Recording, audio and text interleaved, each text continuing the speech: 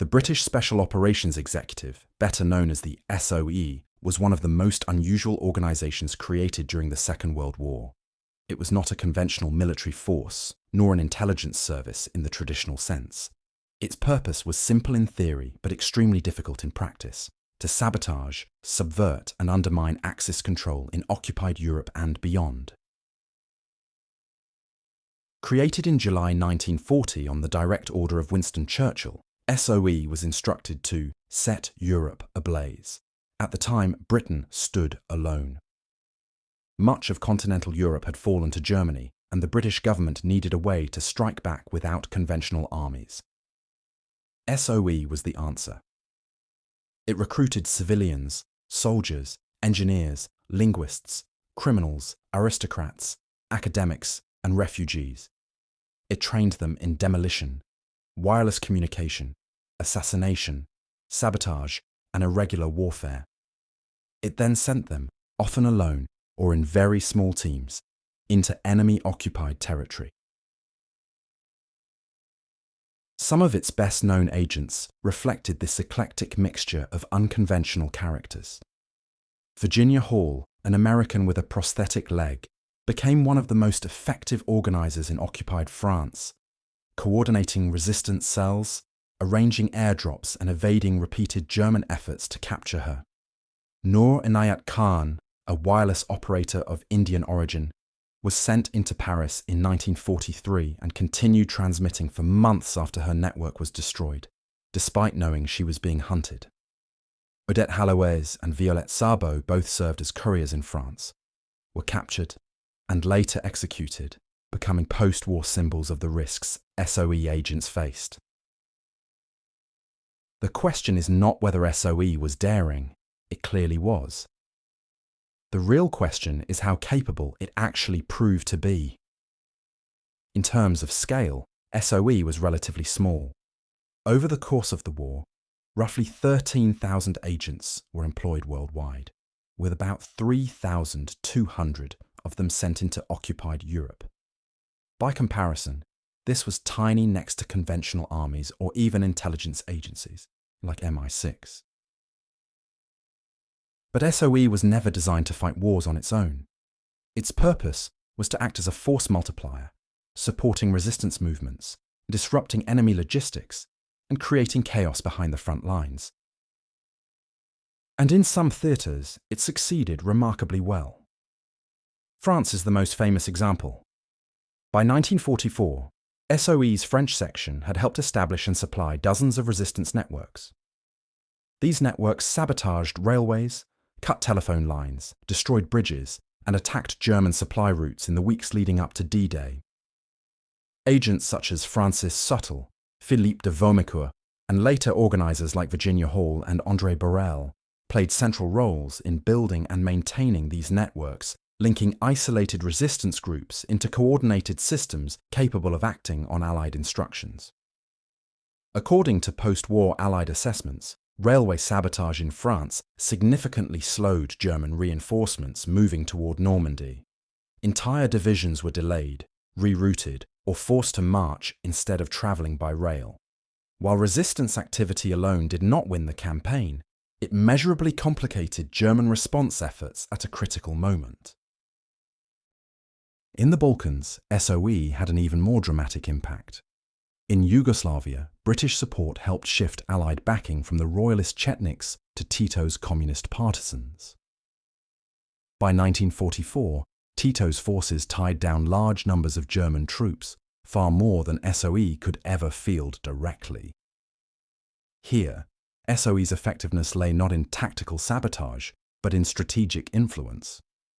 By supporting the most active resistance group, Britain forced Germany to commit divisions that were desperately needed elsewhere.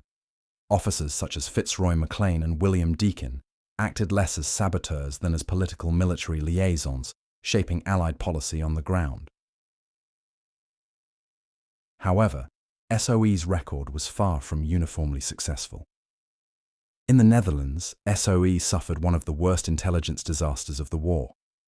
Known as the England Spiel, or England Game, German counterintelligence captured SOE agents almost as soon as they arrived.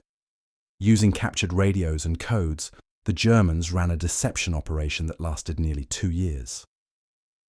Despite clear warning signs, SOE headquarters in London continued sending agents, weapons and supplies directly into German hands. Dozens of agents, including experienced wireless operators and organizers, were arrested and later executed. This failure was not due to German brilliance alone. It exposed deep flaws in SOE's training, security procedures, and command oversight. Elsewhere, agents were sometimes inserted into environments they did not fully understand. In France and Belgium, poor coordination between SOE, local resistance groups, and other Allied intelligence agencies led to duplication, rivalry, and confusion.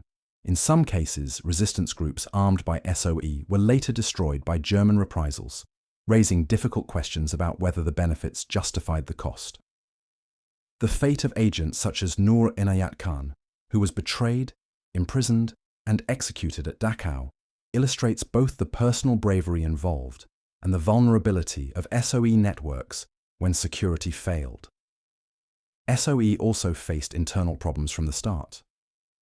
It was created quickly, under political pressure, and often clashed with established organizations. MI6 viewed it as reckless. Military commanders complained that sabotage interfered with long-term strategy.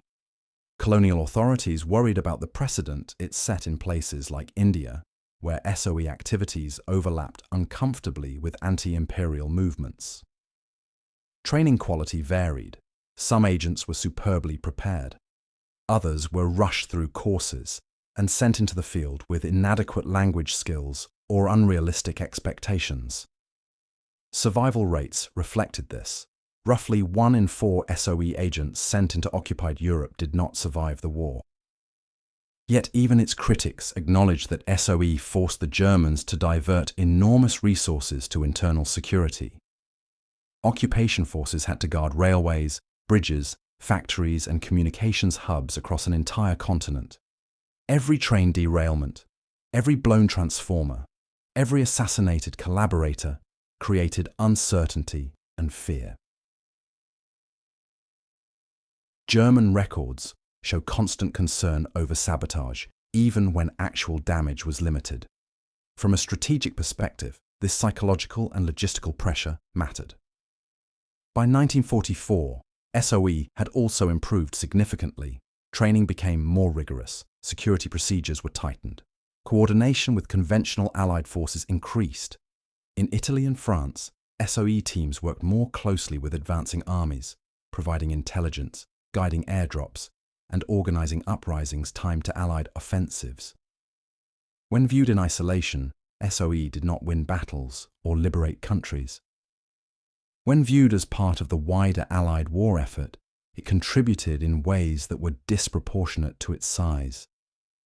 It disrupted enemy logistics, forced the diversion of troops, supported resistance movements, gathered intelligence, and helped prepare the ground for conventional operations. At the same time, it suffered from serious failures, internal conflicts, and costly mistakes that resulted in the loss of many lives. So how capable was SOE? The most accurate answer is that it was neither a miracle weapon nor a reckless folly. It was an experimental organization created under desperate circumstances that achieved real successes, suffered serious failures, and gradually became more effective as the war progressed. SOE did not set Europe ablaze, but it did light more than enough fires to make a difference. And in a war where Britain initially had very few ways to strike back, that alone made it one of the most consequential unconventional forces of the Second World War. Thanks for watching. So what do you think? How capable were SOE in World War II? Let me know in the comments, and if you have enjoyed this video, then please like, share and subscribe for more analysis of the Second World War.